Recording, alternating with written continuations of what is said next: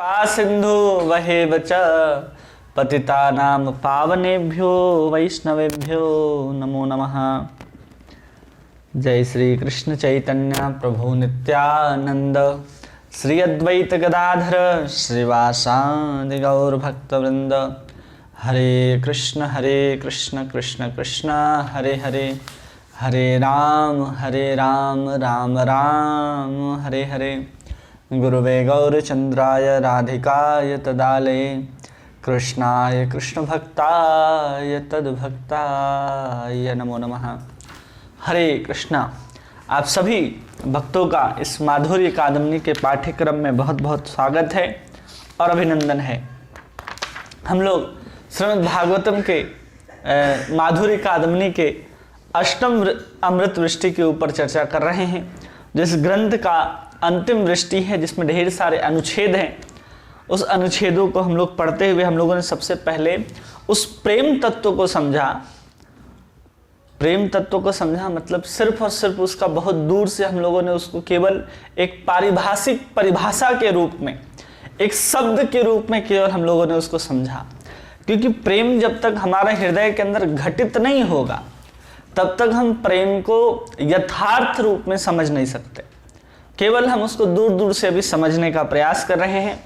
उस प्रेम में साधक की क्या दशा होती है, उसमें कैसे साधक अपने आप को भजन कीर्तन करते हुए कैसे भजन क्रिया में लगा करके अपने आप को ऐसे बना लेता है कि वो कृष्ण के बिना बिल्कुल भी नहीं रह सकता। जब वही बीज, श्रद्धा का बीज, जब सुंदर प्रेम रूपी फल के रूप में उसके हृदय में प्रकटित होता है तो कृष्ण के बिना एक क्षण भी नहीं रह सकता और भगवान कृष्ण को अनुभव करता रहता है। तो अब इसके बारे में हम लोगों ने समझा था, जिसमें हमने प्रेम के दो लक्षण बताए थे, एक सांद्रानंद और दूसरा कृष्ण आकर्षणी। जैसे भाव भक्ति के दो लक्षण थे, सुदुर्लभा और मोक्ष लघुताकृत, और साधन भक्ति के भी दो लक्षण थे, क्लेशाग्नि और शुभदा। तो आज हम लोग उन्हीं प्रेम के दो गुणों के बारे में समझेंगे, जिसके अंदर प्रेम प्रकट हो जाता है। उसके क्या दो प्रमुख लक्षण हैं, क्या दो गुण हैं उस प्रेम भक्ति के, जिसको हम लोग आज समझने का प्रयास करेंगे। बाकी हम लोगों ने परिभाषा के रूप में बहुत कुछ समझा है। अब इस प्रेम जो तत्व है इसको स्पष्ट रूप से समझ जाइए कि शाब्दिक रूप से इसको समझना और समझाना थोड़ा कठिन पड़ता है। इसलिए आचार्य यहाँ पर कह भी देते हैं कि इसको समझाना और समझना बहुत कठिन है, लेकिन फिर भी अलग अलग उदाहरणों के द्वारा इसको हमारे हृदय में, हमारे मस्तिष्क पर बिठाने का प्रयास किया जा रहा है, ताकि हम सब भी उस प्रेम तत्व को प्राप्त करने के लिए इसकी ओर अग्रसर हों। तो प्रेम भक्ति के दो गुण होते हैं, एक है सांद्रानंद विशेषात्मा और दूसरा है श्री कृष्ण आकर्षणी। सांद्रानंद विशेष आत्मा का मतलब होता है घनीभूत आनंद। सांद्रानंद, सांद्र मतलब गाढ़ा, आनंद मतलब आनंद जो अत्यंत गाढ़ा हो। वो प्राप्त किसे हो रहा है? वो प्राप्त होता है एक साधक को। वो सांद्रानंद विशेष आत्मा जो सांद्र आनंद है, जो एकदम प्रगाढ़ आनंद है, वो प्राप्त होता है एक साधक को। और उसके बाद कहते हैं विशेष आत्मा। अब यहाँ विशेष आत्मा किसको कहा जा रहा है, तो यहाँ पर कुछ थोड़े से उसको बताते हैं कि किसको कहते हैं। तो कह रहे हैं कि भक्ति रसामृत सिंधु में सांद्रानंद विशेष आत्मा के विषय में कहा गया है कि ब्रह्मानंदो भवदेश चेत परार्ध गुणः कृत नैति भक्ति सुखाम बोधे परमाणु तुलानमपि। कह रहे इसके जीव गोस्वामी इसके टीका में कहते हैं कि परार्ध काल समाधीन समुदितम सक मुफित्यर्थे, मतलब कि परार्ध काल तक, मतलब कि भगवान की सृष्टि के अंदर सबसे बड़ी आयु किसकी है, तो ब्रह्मा की आयु सबसे लंबी मानी जाती है। इतनी लंबी आयु है कि जिसकी कोई सीमा ही नहीं है, वो अनंत जैसा प्रतीत होता है। ऐसी आयु ब्रह्मा जी के पास प्राप्त है। जिनके पास जो आयु प्राप्त है उसको परार्ध कहते हैं। परार्ध मतलब कि ब्रह्मा जी के एक दिन में 1000 चतुर्युग होते हैं, सिर्फ और सिर्फ एक दिन में। और एक दिन में ऐसे 1000 चतुर्युग होते हैं, और एक चतुर्युग का जो समय है वो लगभग 29 लाख वर्ष है। 29 लाख वर्ष केवल और केवल क्या होता है, चतुर्युग का समय होता है। चारों युग को मिलाएंगे तो 29 लाख वर्ष होता है, और उसको 100 से गुणा कीजिए तो उतने गुणा वर्ष जो है वो केवल ब्रह्मा जी का एक दिन होता है। और वैसे ही ब्रह्मा जी के 365 दिन होते हैं, और वैसे ही ब्रह्मा जी की आयु लगभग 100 वर्षों की है। तो सोचिए कितनी लंबी आयु है। तो जीव गोस्वामी कह रहे हैं कि अगर कोई ब्रह्म सुख को प्राप्त करके, ब्रह्मा की आयु प्राप्त करके भी ब्रह्म का आनंद ले, तो फिर भी कह रहे हो भक्ति के समुद्र के एक कण के भी बराबर नहीं है। इतना आनंद है भक्ति के सुख में, इसलिए इसको कह रहे सांद्रानंद, इसलिए इसको कहा जा रहा है सांद्रानंद। और उसी के आगे कहते हैं श्रील गोस्वामी पाद हरि भक्ति सुबोधय से प्रमाण दे रहे हैं कि तत् साक्षात कारण आह्लाद विशुद्ध आब्धिस्त में सुखानी गोस्पदायन्ते ब्राह्मण्यपि जगत गुरु। कह रहे हैं जगत गुरु, तुम्हारे साक्षात दर्शन से उत्पन्न विशुद्ध आनंद समुद्र में मग्न मुझे ब्रह्म स्वरूप की प्राप्ति सुख भी गोस्पद की भांति हो रही है। जैसे गाय जब गीली मिट्टी से होकर के गुजरते हैं तो गाय के खड्डे में कभी कभी पानी जम जाता है, तो उस पानी में, उस गड्ढे में जितना पानी जमता है बस उतना ही आनंद है ब्रह्म सुख में, बस उससे ज्यादा आनंद नहीं है। इससे करोड़ों करोड़ों करोड़ों गुना अधिक आनंद है भगवान की भक्ति में। एक क्षण के लिए कोई भक्ति करे और हजारों वर्ष तक आयु प्राप्त करके कोई ब्रह्म सुख में रहे, समाधि में रहे, तो उसको जो आनंद प्राप्त होगा वो भगवान की कथा, भगवान के नाम को लेने पर जितना एक भक्त को आनंद प्राप्त हो जाता है, उसके सामने वो ब्रह्म सुख जो है प्रार्ध का आयु प्राप्त करके भी उसकी कोई महत्ता नहीं रह जाती। वो सब ऐसे ही बेकार पड़े रह जाते हैं, केवल और केवल इसलिए क्योंकि भक्ति एक ऐसा साधन है जिसके द्वारा हम पूर्ण आनंद को ग्रहण करते हैं, पूर्ण आनंद को। क्योंकि जैसे कि कोई अगर घर में आप जूस निकालते हैं किसी चीज़ का, तो आपके अंदर जितना बल होगा उसी के अनुसार आप नारंगी का, मौसम्मी का जूस निकाल सकते हैं, अगर आपके पास जूसर नहीं है तो। और आप हाथ से कितना प्रयास करके कितना निकाल सकते हैं। नींबू जैसी छोटी चीज़ को तो आप निचोड़ सकते हैं, लेकिन कोई मौसम्मी हो, संतरा हो और अन्य किसी चीज़ का पूरा जूस निकालना हो तो आप नहीं निकाल सकते, उसके लिए जूसर चाहिए, कोई मशीन चाहिए। उसी प्रकार भगवान के पूर्ण आनंद को अनुभव करना है तो हम इन ज्ञान योग के साधनों के द्वारा या उसके द्वारा हम नहीं महसूस कर सकते, क्योंकि उसमें जो हम जोर लगा करके उस ब्रह्म भगवान के आनंद को निचोड़ेंगे तो कितना निकलेगा, 1 या 2 बूंद ही निकाल सकते हैं, उससे ज़्यादा हमारी सामर्थ्य नहीं होगी। लेकिन भक्ति के रूप में जैसे ही भगवान को डालेंगे तो भगवान का जितना भी रस है वो 5 प्रकार के रस जो हैं वो पूर्ण रूप से बाहर निकल सकते हैं। जब हमारे अंदर भक्ति की सामर्थ्यता होगी तब जाकर के हम पूर्ण रस का आनंद ले सकते हैं। इसलिए भक्ति का जो आनंद है, भक्ति से प्राप्त जो भगवान का आनंद है वो ब्रह्म सुख से कई गुना अधिक है। और विशेष आत्मा, विशेष आत्मा का बहुत सारा अर्थ होता है यहाँ पर कि विशेष आत्मा कौन है, जो उस सांद्रानंद, उस आनंद को प्राप्त करके भी, उस ब्रह्म के आनंद को प्राप्त करके भी जो जीव जो है उस आनंद के पीछे मोहित नहीं होता, उसी को सांद्रानंद विशेष आत्मा कहते हैं। जैसे सनत कुमार ब्रह्मवादी थे, सुखदेव गोस्वामी ब्रह्मवादी थे, ये सब ब्रह्म के पीछे भागते थे, लेकिन ब्रह्म का आनंद उन्हें रास नहीं आया, तो उन्होंने क्या किया, उस ब्रह्म को त्याग करके भगवान के सुंदर लीला और कथाओं के ऊपर मोहित हो गए। उन्हीं को कहते हैं सांद्रानंद विशेष आत्मा। और दूसरा गुण है कृष्ण आकर्षणी।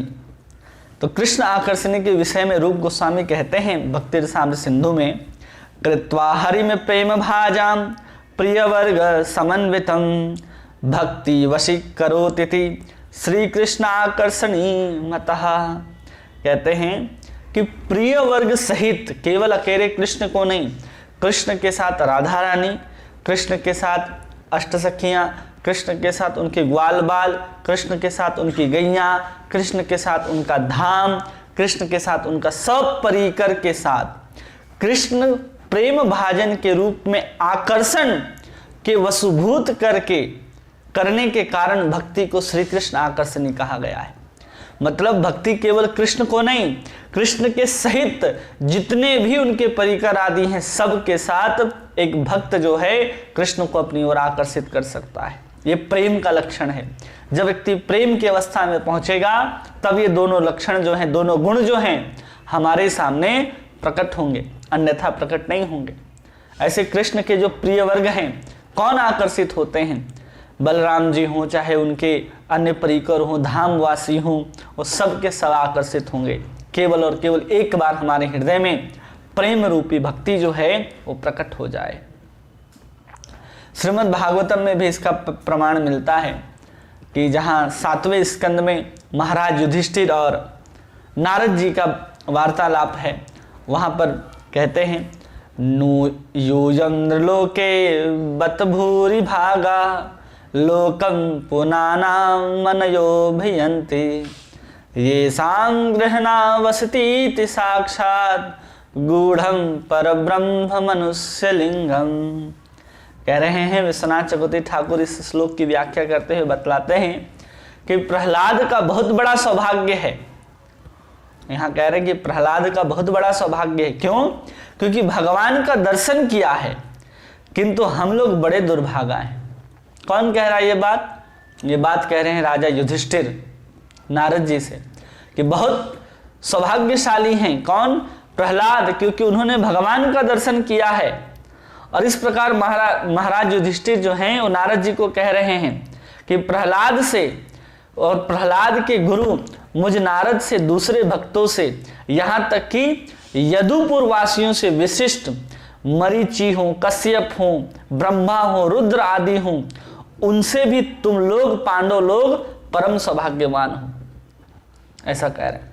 क्योंकि यहाँ तो कह दिए कि युधिष्ठिर जी की प्रहलाद बहुत भाग्यशाली हैं, लेकिन उसी चीज को यहाँ पर बात को वापस काटते हुए नारद जी कहते हैं कि नहीं, प्रहलाद हो, नारद हो, शिव हो, यहाँ तक कि मैं भी हूँ, मरीचि हूँ, कश्यप हूँ, इन सब ऋषियों से सबसे ज्यादा भाग्यशाली तो आप पांडवगण हैं।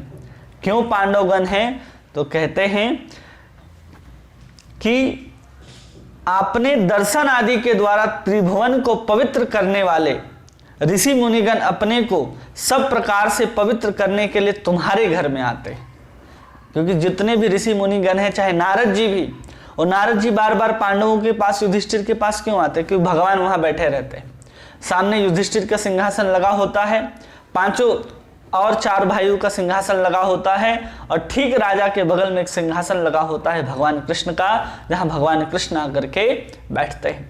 इसलिए बड़े बड़े जितने भी ऋषि हैं, चाहे वशिष्ठ हों, मरीचि हों, कश्यप हों, सब बार बार पहुंच जाते हैं पांडवों के घर में भगवान का दर्शन करने के लिए, और नारद जी भी वहीं आते हैं दर्शन करने के लिए। तब तो ये बात हो रही है ना युधिष्ठिर जी से कि नारद जी वहां पर आए हैं। और क्यों आए हैं? तो कह रहे कि जो बड़े बड़े महात्मा लोग हैं वो सबको पवित्र कर सकते हैं, लेकिन खुद को पवित्र करने के लिए भी तुम्हारे घर में आते हैं। क्यों आते हैं? तो कहते हैं क्योंकि यहीं पर वेदों के लिए भी जो निगुण है, नराकृति परब्रह्म तुम्हारे न बुलाने पर भी परम आसक्ति के साथ सर्वदा विराजमान रहते हैं। थोड़ी बुलाने जाते हैं बार बार युधिष्ठिर और पांडव कि चलिए हमारे घर रहिएगा, चलिए हमारे घर रहिएगा। बस कुछ विशेष अनुष्ठान में लग जाते हैं। जब भी भगवान को मन होता कि चलो आज हम वापस द्वारिका चलते हैं, तब यहाँ युधिष्ठिर कहते हैं कि भगवान कुछ समय रुक जाइए, हम अभी राजसूय यज्ञ का आयोजन करते हैं। फिर भगवान यज्ञ के बाद जाने की बात कहते तो भगवान फिर युधिष्ठिर आकर कहते अब हम अश्वमेध यज्ञ करेंगे। तो ऐसे ही भगवान को रोकने के लिए तो न जाने कितने यज्ञ युधिष्ठिर महाराज ने कर लिए अपने राज्य में, और भगवान को जाने ही नहीं देते थे, तो बुलाने की क्या बात है। इसलिए न बुलाने पर भी भगवान बार बार आ जाते थे पांडवों के घर में, और पांडवों के घर में स्थित रहते थे, और बड़े बड़ी देवी देवता सब वहां पर दर्शन करने के लिए आते थे। तो इसलिए कह रहे कि सबसे बड़े सौभाग्यशाली कौन है? प्रहलाद के से भी ऊपर भाग्यशाली की बात की जाए तो यहाँ पांडवों की गिनती आ रही है। एक भक्त होता है और एक प्रेमी होता है, एक प्रीति होता है। इन सब को बाद में हम लोग समझेंगे। जब हम लोग बृहद भागवतामृत पढ़ेंगे तो वहाँ भक्त प्रिय इन सब की अलग अलग व्याख्या है। क्यों इनका सौभाग्य सबसे ज़्यादा है, इनका सौभाग्य कब अधिक जागता है, तो खुद से कहीं शंकर जी खुद से व्याख्यान दे रहे हैं, कहीं हनुमान जी व्याख्यान देते हुए समझा रहे हैं, कहीं पांडव स्वयं कह रहे हैं, कहीं उद्धव स्वयं कह रहे हैं। ये सब को कहते कहते अंत में जब गोपियों के तक पहुंचते हैं नारद जी, तब असली सौभाग्य का पता चलता है। ऐसा नहीं है कि इनको पता नहीं, सब कुछ सबको पता है। जैसे हनुमान जी को नहीं पता है कि परम आनंदमय भगवान श्री कृष्ण की ही स्वरूप है, फिर भी वो राम के प्रति अनुरक्त रहते हैं। भगवान शंकर को भी पता है कि सबसे सुंदर स्वरूप कृष्ण का है, फिर भी वो बालचंद्र रामचंद्र के ऊपर आकर्षित रहते हैं। पांडवों को भी पता है कि जो ब्रज में खेलने वाले कृष्ण है उनका सबसे सुंदर आकर्षण है, फिर भी वो अपने मित्र के रूप में द्वारिकाधीश कृष्ण को पसंद करते हैं। तो सबकी अपनी रुचि के अनुसार सब भगवान का भजन करते हैं। और प्रहलाद महाराज जो वहाँ आराम से बैठे हैं, प्रहलाद महाराज ने भगवान का दर्शन कितने सेकंड कितने मिनट के लिए किया होगा। जब भगवान प्रकट हुए हैं हिरण्यकश्यप को मारने के लिए, तो आधे घंटे से लेकर के 1 घंटा 1.5 घंटा, उससे ज्यादा भगवान नरसिंह इस धराधाम में नहीं रहे। और फिर वो जैसे उद्धार करते उसके बाद चले जाते हैं। तो इतने ही समय के लिए महाराज प्रहलाद ने नरसिंह भगवान का दर्शन किया है। लेकिन पांडवों का सौभाग्य को देखिए तो पांडव तो दिन रात वहीं रहते हैं भगवान के साथ, भगवान ही उनके साथ रहते हैं। उनके साथ हंसना है, खेलना है, कुछ भी हो रहा है तो भगवान एक परिवार के सदस्य के रूप में रहते। तो सबसे बड़ा सौभाग्य यहाँ पर पांडवों का देखने के लिए मिल रहा है। यही नारद जी कहते हैं कि ये शाम ग्रह निवासिती, कि तुम्हारे घर में तो गूढ़म परम ब्रह्म मनुष्य लिंगम, तुम्हारे घर में तो साक्षात जो परम ब्रह्म है मनुष्य की आकृति में तुम्हारे घर में निवास करता है। प्रहलाद के घर में नराकृति परम ब्रह्म ना तो साक्षात रूप से वास करते हैं, ना ही उनके दर्शन की आकांक्षा से मुनि लोग वहां पर जाते हैं। कोई प्रहलाद जी से मिलने इसलिए नहीं जाता कि अरे प्रहलाद महाराज आपके घर में तो भगवान नरसिंह बैठे होंगे, ऐसा नहीं। आए और चले गए भगवान नरसिंह, लेकिन कृष्ण पांडवों के घर में निरंतर निवास करते हैं। इसी चीज को यहाँ कह रहे हैं विश्वनाथ चक्रवर्ती ठाकुर कि सांद्रानंद विशेष आत्मा को इस प्रेम का आस्वाद्यमान रस और कृष्ण आकर्षणी को इस फल की परम पुष्टि करने की शक्ति कहा गया है।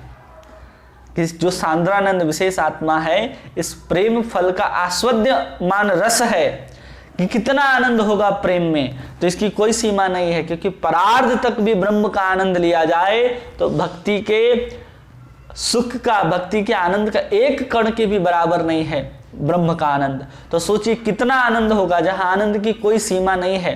तो प्रेम के इस लक्षण के रूप में बता रहे कि परम आस्वाद्यमान वस्तु जो है वो प्रेम रस है। और श्री कृष्ण आकर्षणी को इस फल की परम पुष्टि करने शक्ति कहा गया है। और कृष्ण ही उस रस की पुष्टि करने वाले परम भगवान के शक्ति के रूप में माना जाता है। आगे एक और प्रकरण देकर के समझाते हैं कि सूत गोस्वामी प्रथम भागवत के प्रथम स्कंद के 2 अध्याय के 6 श्लोक में कहते हैं कि अहेतु की अप्रतिहता ये आत्मा सुप्रसिद्धि, तो कह शुद्धा या निर्गुणा भक्ति के 2 स्वरूप भूत गुणों का वर्णन करते हैं। यहाँ पहले तो वर्णन किया गया कि प्रेम भक्ति के 2 गुण क्या हैं, एक है सांद्रानंद विशेष आत्मा और दूसरा है श्री कृष्ण आकर्षणी। ठीक है, अब यहाँ पर जो शुद्ध भक्ति होती है, निर्गुणा भक्ति होती है, उसके 2 लक्षण क्या होते हैं भागवत से बताते हैं। एक होती है अहेतु की, जिसमें कोई भी हेतु नहीं होता। अगर हेतु है तो निर्गुणा भक्ति और शुद्धा भक्ति नहीं कही जाएगी। लेकिन जब हम लोग वैदिक भक्ति करते हैं उसमें कहीं ना कहीं हेतु होता है। हम समझा रहे थे ना कि भाव भक्ति अगर वैदिक भक्ति के कारण आई है तो कितना आकर्षक होगी, और रागानुगा मार्ग से आई है तो कितना आकर्षक होगी। इसलिए रागानुगा मार्ग में चलने वालों के अंदर कहीं ना कहीं हेतु जो है वो शून्य रहता है, हेतु का कोई गंध ही नहीं रहता। इसलिए कोई अगर निर्गुणा भक्ति करना चाहता है तो अहेतु की होना चाहिए। इसलिए जब चैतन्य महाप्रभु प्रार्थना करते हैं तो वहां कहते हैं ना धनम ना जनम ना सुंदरीम कविताम व जगदीश कामये मम जन्मनि जन्मनीश्वरे भवताद भक्ति अहेतुकी त्वयि, कि हमको भगवान न धन चाहिए, न जन चाहिए, न सुंदर स्त्री की कामना है, न जगदीश की कामना है। हम क्या चाहिए? तो भगवान कहते हैं मम जन्मनि जन्मनीश्वरे, जन्म जन्म तक हमको सिर्फ आपकी अहेतु की भक्ति ही चाहिए। तब जाकर के नयनम गलश्रुधारया, तब जाकर के भाव भक्ति की प्राकट्य करा रहे हैं। चैतन्य शिक्षाष्टकम को भी देखेंगे तो इस तरह से आपको शिक्षा मिलेगी। पूरे के पूरे चैतन्य शिक्षाष्टकम को देखेंगे तो यही भक्ति के 8 जो स्टेप्स हैं वो सब उसी में लिखे हैं। भजन क्रिया से सीधा शुरू करते हैं। अगर आपके अंदर श्रद्धा है तो सीधा भजन क्रिया देते हैं, श्री कृष्ण संकीर्तनम। और उसके दूसरे श्लोक में बताते हैं कि किसी प्रकार का कोई नियम नहीं है भजन भगवान के नाम लेने में, न स्मृति नियम न काले, कोई नियम नहीं है, कोई नियम नहीं है। और फिर कैसे ग्रहण कर सकते हो? तो तृणादपि। फिर अहेतु की करने के लिए उन्होंने न धनम न जन्म बताया। और इस प्रकार से 4 श्लोकों में उन्होंने पूरी भजन की रीति बता दी, जिसमें हम निर्गुणा भक्ति को करते हैं। और जैसे ही निर्गुणा भक्ति हमारे हृदय के अंदर करना आरंभ करते हैं, हमारे अंदर भाव की जागृति हो जाती है। तब चैतन्य महाप्रभु कहते हैं नयनम गलश्रुधारया वंदनम गदगद हृदया गिरा पुलकै निर्जितम वपु कदा तव नाम ग्रहणे भविष्यति। ऐसे नाम ग्रहण करने से हमारे आंख से आंसू गिरते हैं, भाव भक्ति का जागृत होता है। और तब जाकर के जिस स्वरूप की बात करते हैं कि जो वो लंपट मुझे किस प्रकार से आलिंगन दे या न दे, फिर भी वो मेरे लिए वैसे ही आराध्य बने रहेंगे।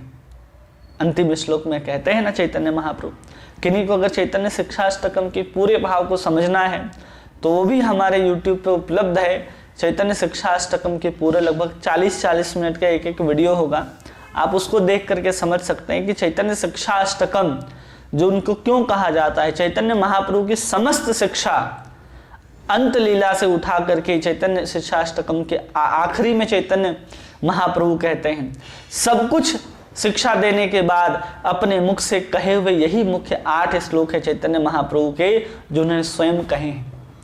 इसलिए इसकी इतनी महत्ता है। और इन 8 श्लोक में जितने भी चैतन्य चैतामृत हैं, भागवत, उस सबके सार के रूप में, यहाँ तक कि जिसको हम लोग आज तक इन 37-38 दिन से जो पढ़ रहे हैं, इतने विस्तार से उसको उन्होंने चैतन्य महाप्रभु ने सिंपल 8 श्लोकों में समाहित कर दिया है।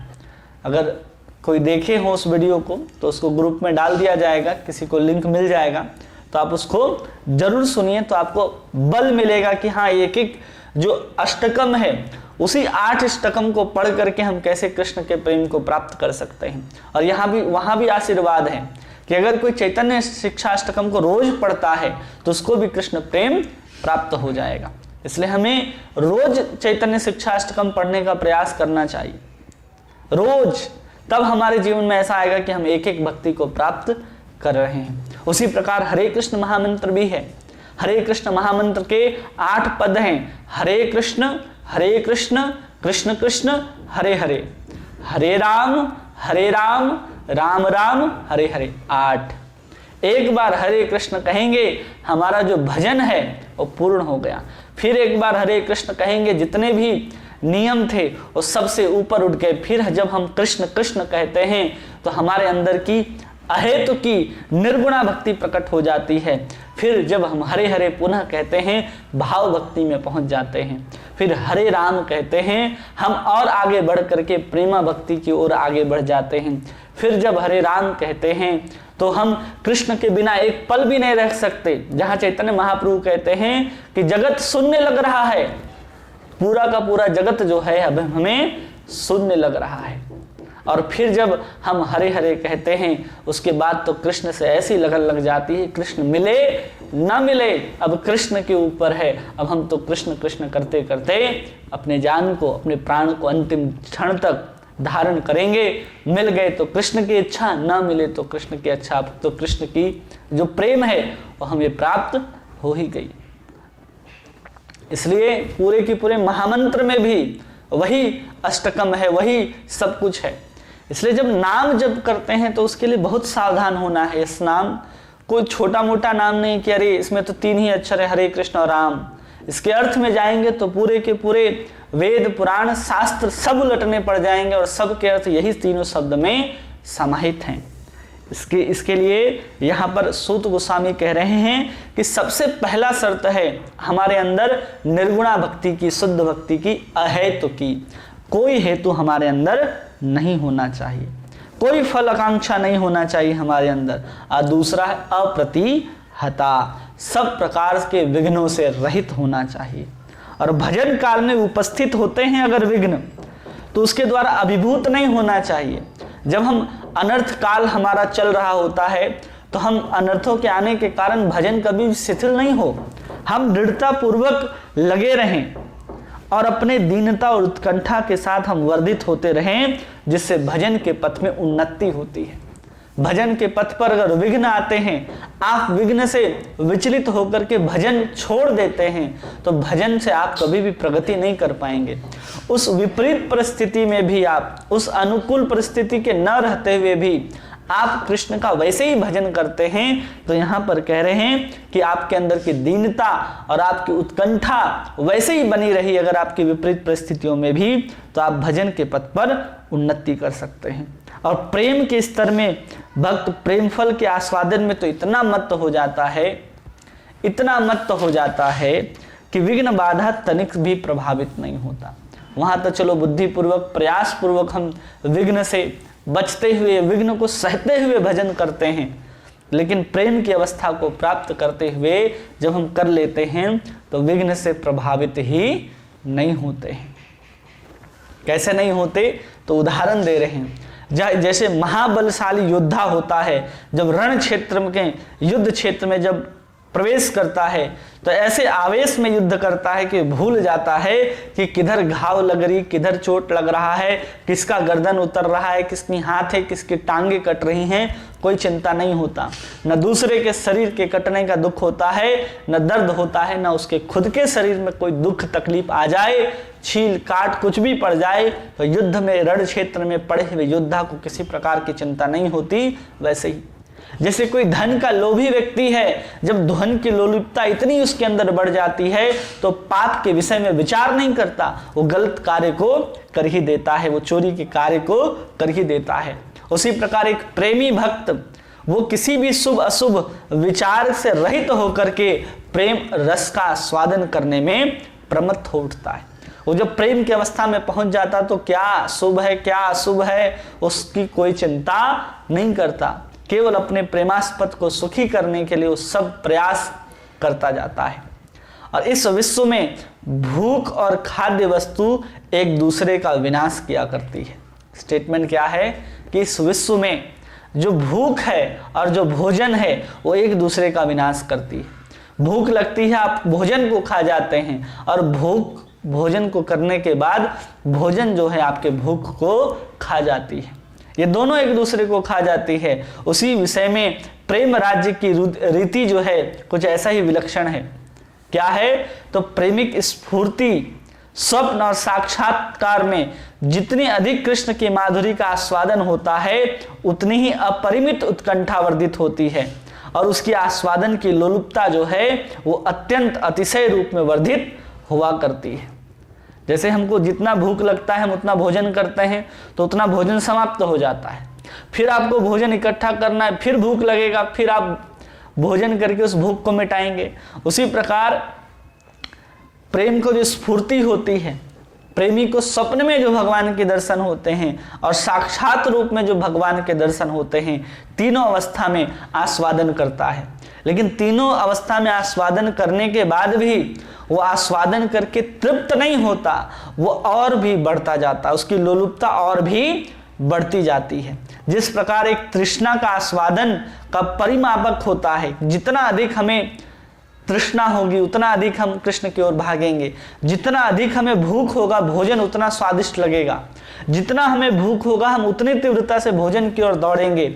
उसी प्रकार प्रेमी के अंदर इतनी तीव्रता, इतनी तृष्णा आ जाती है, जैसे कि हिरण जो है मृग मरीचिका की ओर दौड़ता है पानी समझ करके, लेकिन वहां भ्रम है, वहां जो मृग दौड़ रहा है पानी की तरफ वहां भ्रम है। लेकिन एक प्रेमी जब कृष्ण की ओर दौड़ता है तो वहां भ्रम नहीं होता, चैतन्य महाप्रभु को जब भाव आया करता था तो यमुना को भी, समुद्र को भी यमुना बोल करके कूद जाते थे। जब कावेरी में गए हैं रामानंद राय से मिलने के लिए, वहां भी कूद जा रहे हैं यमुना बोल करके। छोटे छोटे पहाड़, बड़े बड़े पहाड़ देख करके गोवर्धन की स्मृति होती है, उनको गोवर्धन की ही याद आता है। जब भगवान कृष्ण के रूप में अवतार ग्रहण करके गोवर्धन के शिलाओं में खेलते थे तो गोवर्धन की शिलाएं इतनी कठोर नहीं होती थी, पता है कि भगवान अभी सोने जा रहे हैं तो तकिए के जैसा मुलायम हो जाता था। उसी भाव आकृति में, भाव आवेश में जब चैतन्य महाप्रभु किसी पत्थर में जाकर के सर को मार देते थे तो खून निकल आता था, क्योंकि तो गोवर्धन नहीं है कि हर भगवान के अनुकूल बन जाए। तब उनके जो पार्षद गण रहते थे वो जाकर के चैतन्य महाप्रभु को संभालते थे। वो भाव की दशा में ऐसी तृष्णा, ऐसी स्फूर्ति आस्वादन में होती है कि हर किसी को देख करके कृष्ण ही उनको याद आते हैं। उनकी पिपासा, उनकी स्फूर्ति प्राप्त कृष्ण के रूप में, गुण आदि के रूप में, माधुर्य के रूप में अपरिमित आस्वादन से भक्त युगपत कोटि कोटि सूर्य के ताप से संतप्त होकर के कोटि चंद्र सुशीलता के भांति स्निग्ध हुआ करता है। उस प्रेम के कारण जब भगवान का दर्शन प्राप्त होता है तो उस दर्शन से करोड़ों सूर्य, करोड़ों चंद्र एक साथ जैसे प्रकट होकर के शीतलता को प्रदान करते हैं, ऐसे शीतलता, ऐसे आनंद का अनुभव करता है। लेकिन जैसे ही कृष्ण उनसे दूर हो जाते हैं तो करोड़ों सूर्य के ताप से संतप्त हो जाता है एक भक्त। ऐसी प्रेम की दशा होती है। लोग कहते हैं कि केवल प्रेम चाहिए। इस प्रेम की दशा में अभी साधारण सूरज तपता है, लोग गर्मियों के दिन में लगभग 50 डिग्री से अधिक नहीं जाता तो हमारी हालत खराब हो जाती है। सुंदर शरद पूर्णिमा के चांद से पहले या उसके बाद की अगर हम बात करें, शरद पूर्णिमा के बाद की जो चांदनी आती है, आप छत के बाहर नहीं निकलते, बोलते ठंड लग रही है। और भक्त की अवस्था देखिए कि उनके हृदय में कृष्ण जब उदय होते हैं, कृष्णचंद्र, तो करोड़ों चंद्रमाओं की भांति उसको शीतलता प्रदान करते हैं। जब कृष्ण से उसके विरह को प्राप्त कर जाते हैं तब वहां पर क्या हो रहा है, विरह के आग में करोड़ों सूर्य के समान जल रहे हैं। ये भक्त की स्थिति हुआ करती है, ऐसी स्थिति है। तो यहाँ पर दो लक्षणों को हम लोगों ने देखा कि सांद्रानंद विशेष आत्मा और श्री कृष्ण आकर्षणी चसा। जब कृष्ण को आकर्षित करने लगता है अपनी ओर, कृष्ण के दर्शन बार बार एक प्रेमी भक्त प्राप्त करने लगता है तो उसके हृदय की क्या दशा होती है, वो साधारण नहीं है। इसलिए अपने आप को योग्य पहले बनाना है। हम लोग सब चाहते हैं कि हमको कृष्ण मिले, कृष्ण प्रेम प्राप्त हो। अरे उसके पहले अपने आप को योग्य बना लें कि हम इस योग्य हैं कि हमें कृष्ण प्राप्त हो जाएंगे, हम उनके प्रेम को अपने हृदय में पचा सकते हैं। ये योग्यता कम से कम हमारे हृदय के अंदर आ जाए और नाम जप के, गुरु की सेवा करके, साधुओं का सानिध्य प्राप्त करके, धाम सेवन करके हमारे अंदर सिर्फ और सिर्फ यही योग्यता का जागृति होती है। प्रेम में तो इतनी सामर्थ्य है। प्रेम में कैसा है, प्रेम की स्थिति ऐसा है कि आपको अमृत भी पिलाया गया हो और बहुत जहरीले सांप से आपको डसा भी दिया गया हो, कैसा लगेगा कि एक तरफ सांप भी डस रहा हो, एकदम जहरीला सांप, कि उसके काटने के घंटे भर के बाद आदमी मृत्यु हो जाएगी तो कैसा जलन होगा उसको, कैसी पीड़ा होगी। और उसी के बाद तुरंत उसको अमृत पिला दिया जाए तो कैसा आस्वादन होगा। ऐसे ही आस्वादन प्रेम के स्तर पर होता है। साधारण नहीं है उस प्रेम के स्तर को प्राप्त करना। भाव दशा तक तो चलो व्यक्ति सहन कर लेता है, सब कुछ साधारण जीव भाव के दशा तक अपने स्थिति को संभाल लेगा, लोग पागल कहेंगे तो भी चलेगा। लेकिन प्रेम की स्थिति में तो स्थिति ऐसी हो जाती है, न वो किसी को कुछ बोल सकता है, न कह सकता है, न कोई उसको समझ सकता है। उस दशा को प्राप्त हो जाता है। क्योंकि आप अपनी पीड़ा किसको कहेंगे कि क्या हो रहा है। भाव की दशा में भक्त समझ भी जाएंगे, क्योंकि भाव को समझा जा सकता है, प्रेम को समझा नहीं जा सकता। कि प्रेम जो है अनिवर्चनीय स्वरूप है, प्रेम को समझना समझाना बहुत कठिन है। इसलिए आगे के अनुच्छेद में विश्वनाथ चक्रवर्ती ठाकुर वर्णन करते हैं और कहते हैं कि प्रेम में युगपत विरह, ताप और भगवान की स्फूर्ति से उत्पन्न शीतलता। बताते हैं जैसे रति की दशा में साधक जिस प्रकार से स्फूर्ति प्राप्त करता है, रति की दशा में स्फूर्ति हो रही थी। स्फूर्ति समझते हैं ना, कि अनुभव करना, सिर्फ साक्षात रूप से नहीं, केवल स्फूर्ति आती है अंदर से। जैसे कभी कभी आप बैठे रहते हैं, अचानक किसी चीज का याद आ जाता है तो उसको समझिए स्फूर्ति की तरह है। उसको स्फूर्ति कहते हैं। स्वप्न की तरह भी नहीं और साक्षात भी नहीं, वो स्फूर्ति केवल आती है भगवान की। तो अभिष्ट देव की उसे स्फूर्ति रूप गुण आदि का जब आस्वादन करता है तो उसके आनंद में निमग्न हो जाता है और प्रेम के उदित होने पर पहले की भांति उस स्फूर्ति प्राप्त माधुर्य के आस्वादन में स्थिर नहीं रह पाता। वो साक्षात कृष्ण की प्राप्ति के लिए प्रेम भक्त के हृदय में विपुल उत्कंठा उदय होता है। जैसे स्फूर्ति प्राप्त हो रहा है भाव की दशा में, तो चलो काम चला ले रहा था कि चलो हम पांचों इंद्रियों से कभी कृष्ण के सुगंध को, कभी कृष्ण के पीतांबरी को, कभी बंसी की आवाज को स्फूर्ति की दशा में सुन पा रहा था, भाव भक्ति की दशा में। लेकिन जैसे ही प्रेम की दशा में व्यक्ति पहुंच जाता है, उसके हृदय के अंदर अब उस स्फूर्ति से उसका मन नहीं भरता, अब उसको साक्षात कृष्ण चाहिए। प्रेम के दशा में कृष्ण अब उनको साक्षात चाहिए। उस अवस्था में उस बेचारे का क्या होता है, उत्कंठा इतना उदय होता है कि प्रेम वस्तु अत्यंत अद्भुत, अनुभव वेद्य और निरुपम है, उस भाषा के प्रकाश नहीं किया जा सकता। स्पष्ट रूप से यहाँ लिख दिया, क्या लिख दिया गया कि इसे भाषा के द्वारा प्रकाश नहीं किया जा सकता है, इसको बोला नहीं जा सकता है। स्पष्ट रूप से कह दिया गया कि इसको कहा ही नहीं जा सकता है। क्यों नहीं कहा जा सकता? तो यहाँ कह रहे हैं कि हृदय में जिसका प्रेम उदय नहीं हुआ है वो दूसरे के निकट श्रवण करके भी भली भांति बोध गम्य नहीं होता है, क्योंकि पदार्थ बोध उपलब्धि के सापेक्ष होता है। हम कितना भी कह दे कि चीनी बहुत मीठा है, बहुत मीठा है, बहुत मीठा है, अब जिसने चीनी को खाया है वो बता रहा है कि मीठा है। अब वो कितना भी प्रयास करे आपको बताने का, देखो चीनी कितना स्वादिष्ट है, ये इससे भी स्वादिष्ट है, मिश्री से भी स्वादिष्ट है, इससे भी स्वादिष्ट है, उससे भी स्वादिष्ट है, वो तुलना दे करके, अनुमान करके, प्रमाण करके आपको बताने का प्रयास करेगा। लेकिन जब तक आप अपने जिभ में, अपनी जिह्वा के ऊपर उस चीनी के कण को नहीं रखते, आप उसके स्वाद का आस्वादन नहीं कर सकते। उसी प्रकार जो प्रेम को अनुभव किया है, अगर वो बताना भी चाहे तो आपको समझ में नहीं आएगा। और जो कोई जिसको आज तक समझ में नहीं आया प्रेम, वो फिर जब उसका वर्णन करेगा तो समझ में कहां से आएगा। इसलिए स्पष्ट रूप से कहा जा रहा है जो प्रेम है वो पदार्थ बोध उपलब्धि के बाद ही सापेक्ष होता है। जब तक आपके पास वो वस्तु उपलब्ध नहीं है, आप नहीं कह सकते कि ऐसा है कि वैसा है कि वैसा है। सबकी प्रेम प्राप्ति के बाद जो आनंद है वो अनंत गुना आनंद तो होगा, लेकिन सबका अनुभव अपना अपना अलग अलग होगा। कोई कहता है कि परम आनंद, सब तो आनंद ही कहते हैं। अब कोई तीखा खा करके भी कहता है मजा आ गया, कोई चटपटा खा करके भी कह रहा है कि मजा आ गया, कोई रबड़ी मलाई खा करके भी बोल रहा है मजा आ गया। तो सब अपने अपने अनुभव के अनुसार जब बताना आरंभ करेंगे तो आप तो चक्कर में पड़ जाएंगे। इसलिए जो प्रेम है उस सब के लिए आस्वादनीय विषय है, वर्णन का विषय नहीं है। बड़े बड़े महात्मा लोग भी प्रेम के स्वरूप को वर्णन नहीं कर सके। इसलिए कहा जा रहा है कि जब तक प्राप्त ना हो जाए और तब तक हम उसको व्याख्या नहीं कर सकते। फिर भी इसको व्याख्या करने का प्रयास किया जा रहा है। क्यों? प्रेम के युगपत उत्कंठा की प्रबलता और स्फूर्ति प्राप्त श्री कृष्ण रूप गुण आदि के आस्वादन जनित शांति का माधुर्य प्रेम भक्त हृदय में एक अनिवर्चनीय आनंद वेदना की सृष्टि करता है। इसको सुनने में यही है कि चलो ऐसा आनंद प्राप्त होगा जिसका वर्णन नहीं किया जा सकता।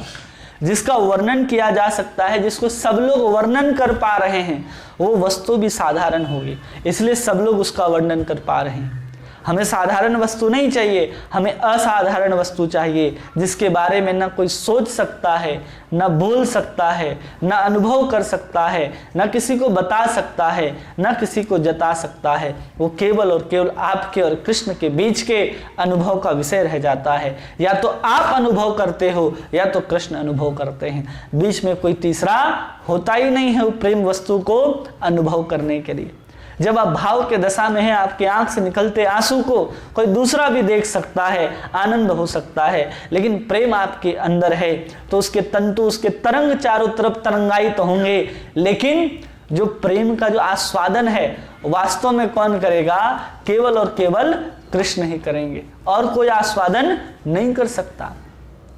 इसलिए उस प्रेम की वस्तु को समझना बोलना थोड़ा कठिन है, समझाना। इसलिए यहाँ आचार्य भी कह रहे हैं कि इसको बोल पाना अत्यंत कठिन है, लेकिन जिस माधुर्य का अपने हृदय के अंदर जिस वेदना की सृष्टि करता है एक प्रेमी भक्त, उसके विषय में यहाँ पर चैतन्य चैतामृत में कह रहे हैं। क्या कह रहे हैं तो सुनिए। तो कहते हैं, बाहिर विषय ज्वाला होए भीतरे आनंदमय, कि बाहर से ऐसा लगता है कि विष रूपी ज्वाला जल रही है, लेकिन भीतर से आनंद आता है। बाहर से व्यक्ति रोता हुआ दिखाई देता है, कृष्ण के विरह में चिल्लाता हुआ प्रतीत होगा, लेकिन अंदर से वो आनंद में रहेगा। क्योंकि हमारे गौड़ीय संप्रदाय में जो सबसे श्रेष्ठ भाव कहा गया है वो विप्रलंब का भाव कहा गया है। हम कृष्ण के साथ खड़े हैं, हम कृष्ण के साथ हैं, उससे श्रेष्ठ बात है कि कृष्ण हमसे दूर हैं और हम कृष्ण के लिए रो रहे हैं। ये सबसे श्रेष्ठ भक्ति है। इसी को हमारे संप्रदाय में सबसे श्रेष्ठ माना गया, जिसको विप्रलंब भाव कहते हैं। कृष्ण के साथ होना तो सब कोई चाहता था। इतने समय तक गोपियों के साथ रहने के बाद भी भगवान चले जाते हैं, उनके साथ रात भर नृत्य रास करने के बाद भी घंटे भर का विरह नहीं सह पाते, और उसमें जो आनंद आता है उनको, वो परम आनंद है। जो भगवान के साथ रहने में आनंद नहीं है, वो भगवान के लिए रोने में आनंद है। ये हमारे आचार्यों ने बताया है। इसलिए कोई आचार्य नहीं चिल्लाते बैठते कि हमको कृष्ण का दर्शन चाहिए, हमको कृष्ण चाहिए, कृष्ण चाहिए, कृष्ण बगल में चाहिए, ऐसा नहीं चाहता कोई। क्योंकि कृष्ण के विषय में रोने में जो आनंद आता है एक प्रेमी को, वो कृष्ण के साथ नहीं आता।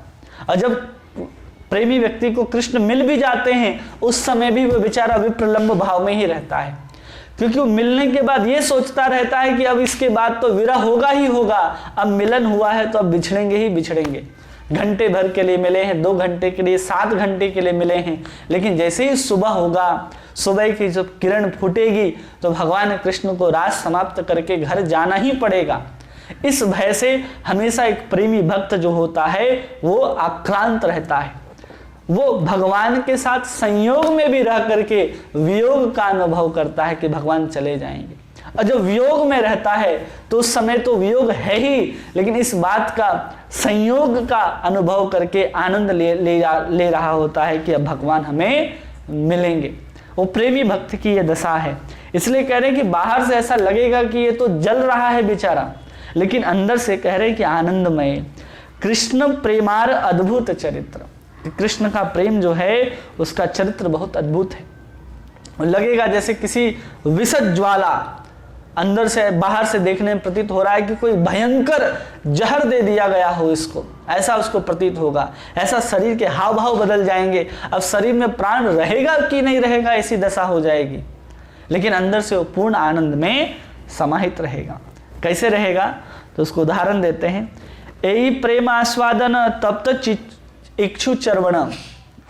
अब इस चीज का अनुभव कभी आप लोगों ने किया हो तो जब आप दिल्ली से हरिद्वार की तरफ जाएंगे तो उधर बहुत सारे गन्ने से लेकर के गुड़ बनाने तक की फैक्ट्रियां हैं, और बहुत सारे छोटे छोटे दुकान और बहुत छोटे छोटे झोपड़ियां भी मिलती हैं जहां पर ईख से बनाया जाता है गुड़। तो आप वहां पर देखेंगे कि जब उस गर्म रस को, जब उस गन्ने के रस को निकाल करके आग में चढ़ाया जाता है या उस ईख को ही गर्म किया जाता है उसके रस को निकालने के लिए, तो जो हम ठंडे ईख के रस को पीते हैं उसमें जितना आस्वादन है उससे 10 गुना आनंद आता है उस गर्म ईख को आस्वादन करने में।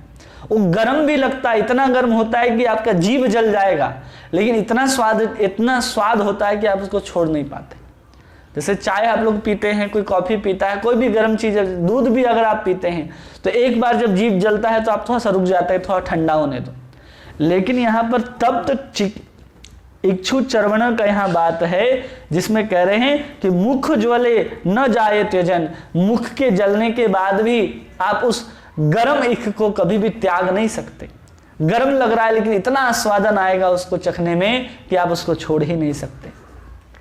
इसी प्रकार है प्रेम की दशा है कि अंदर से जल रहे होंगे लेकिन आनंद भी इतना आ रहा है कि हम भगवान को, भगवान के प्रेम को हम कभी भी छोड़ नहीं सकते। इतना आनंद है, इस अवस्था को कहते हैं प्रेम।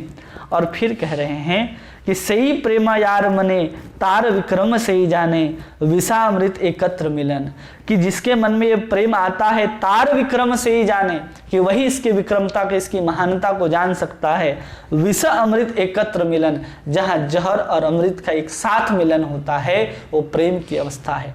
कि एक तरफ से तो कोई जहरीला सांप आकर के काट लेगा तो जो जलन, और दूसरी तरफ सुंदर अमृत, समुद्र मंथन के बाद जो प्राप्त हुई अमृत आपको ऊपर से पिला दिया जाए तो जो ठंडक ऊपर से लगेगी, नीचे से शरीर जल रहा होगा और ऊपर से ऐसा लगेगा कि क्या है, अमृत का पान कर लिए हैं। ऐसी दशा है, इसको चैतन्य चरितामृत में वर्णन करते हैं। और विदग्ध माधव में भी यही वर्णन आता है, जहां पर पौर्णमासी जो है वो नंदी मुखी से कहती है, क्या कहती है, पीड़ाभिनव कालकूट कटुता गर्भस्य निर्वासनो नियसंदेन मुदाम सुधाम धूरीम अहंकार संकोचन प्रेमा सुंदरी नंदनंदन परो जागृतिम यस्यांतरे गायन ज्ञायन्ते स्फुटमस्य वक्रम मधुरास्तनेव विक्रांते। तो यहाँ पूर्णमासी कह रही है, किनसे, नंदीमुखी से कह रही है, हे सुंदरी, नंद नंदन विषयक प्रेम जिसके हृदय में उदित हो गया, वही व्यक्ति स्पष्ट रूप से प्रेम के विक्रम को जान सकता है। इस प्रेम की पीड़ा नवीन कालकुट विष की कटुता के गर्व को भी विदूरित कर देती है। कोई अगर बहुत जहरीला से जहरीला सांप भी आपको काटा हो तो उसकी भी कटुता के गर्व को विदूरित कर देती है, वो भी उसके समान कुछ भी नहीं है। और फिर कह रही हैं, पुनः जब इस प्रेम के आनंद की धारा प्रवाहित होने लगती है तो अमृत के माधुर्य से उत्पन्न अहंकार को भी संकुचित कर देती है। कि अमृत का जो स्वादन है उस अमृत के भी स्वाद से कई गुना अधिक होता है। विदग्ध माधव में रूप गोस्वामी इस चीज को कह रहे हैं। फिर आगे कहते हैं कि भक्त के हृदय में जो अपूर्व आनंद, वेदना, द्वंद्व चलता रहता है, अंत में कृष्ण के साक्षात दर्शन के लिए उत्कंठा की प्रबलता हेतु आनंद जो है उपमर्दित होता है और विरह वेदना ही अत्यंत अधिक रूप से प्रबल भाव से प्रकाशित होती है। कि जो भी हृदय में जो आनंद और वेदना का द्वंद्व चलता रहता है, कभी आनंद है, कभी द्वंद्व, कभी वेदना है, कभी आनंद है, तो जब कृष्ण के साक्षात दर्शन हो जाते हैं तो आनंद उपमर्दित हो जाता है, और जब कृष्ण चले जाते हैं तो फिर वही वेदना जो है वो अधिक रूप से प्रबल प्रकाशित हो जाती है। इसलिए यहाँ पर ग्रंथकार अनुप्रास अलंकार के द्वारा अपने काव्य ललित के माध्यम से हम सबको समझाने की चेष्टा कर रहे हैं कि प्रेमी का देह, मन की चेष्टा क्या होती है, उसके मन की दशा क्या होती है, वो चेष्टा कैसा करता है, वो क्या अनुभव करता है। इन अलंकारों के द्वारा समझाया जा रहा है। विष का कभी दिया जा रहा, अमृत का दिया जा रहा है, फिर वहाँ पर गर्म गन्ने के रस के बारे में बताया जा रहा है। ये सब अनुप्रास अलंकार हैं ताकि आपको और हमको समझ में आए आखिर वो प्रेम की वस्तु क्या है। इसलिए उस प्रेम भक्ति की उत्कंठा और व्याकुलता बड़ी ही अनुपम और सुंदर छवि है। उसको समझाने के लिए यहाँ पर इतने सारे उदाहरणों के द्वारा हम लोगों को समझाने का प्रयत्न कर रहे हैं। और फिर कहते हैं कि उत्कंठा की अधिकता से दैहिक चेष्टा, यहाँ तक कि पहले सुख प्रदान करने वाला भगवत चिंतन भी किसी प्रकार से असहनीय दुख की ज्वाला में हो उठता है। जो पहले भगवान को सुख देने वाला कि हम भगवान का चिंतन करेंगे और हमें आनंद आएगा, जब तक भगवान का चिंतन, भगवान का स्मरण आपको आनंद दे रहा है तब तक हम प्रेम की दशा में नहीं हैं।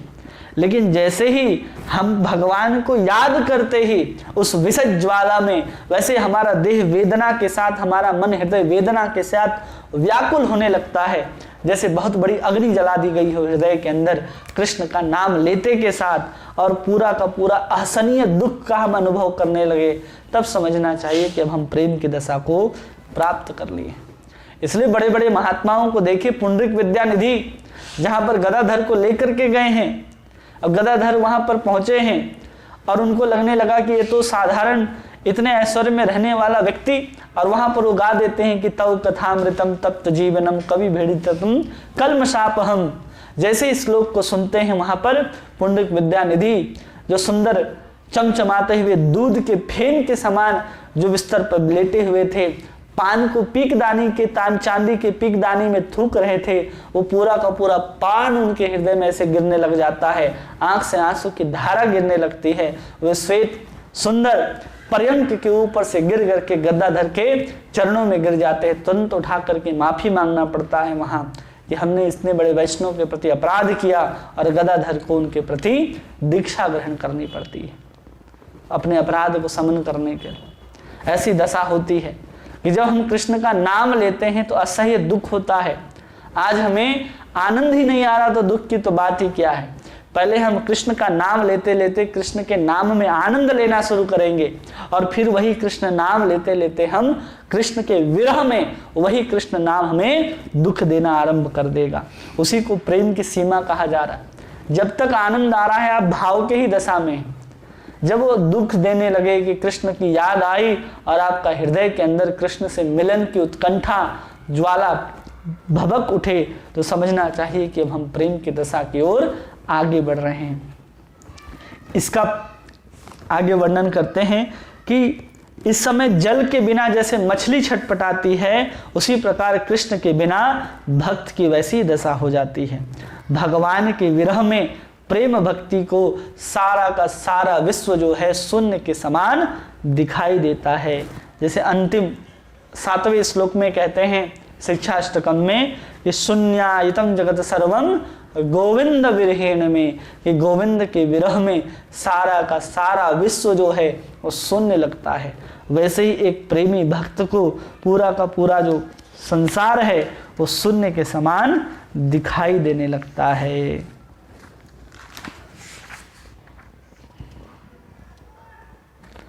किन्हीं का कोई प्रश्न है जो आप पूछना चाहते हैं तो पूछ सकते हैं, क्योंकि आगे का अनुच्छेद बहुत लंबा है और कम समय में हो नहीं पाएगा, इसलिए आज इनको यहीं रखते हैं।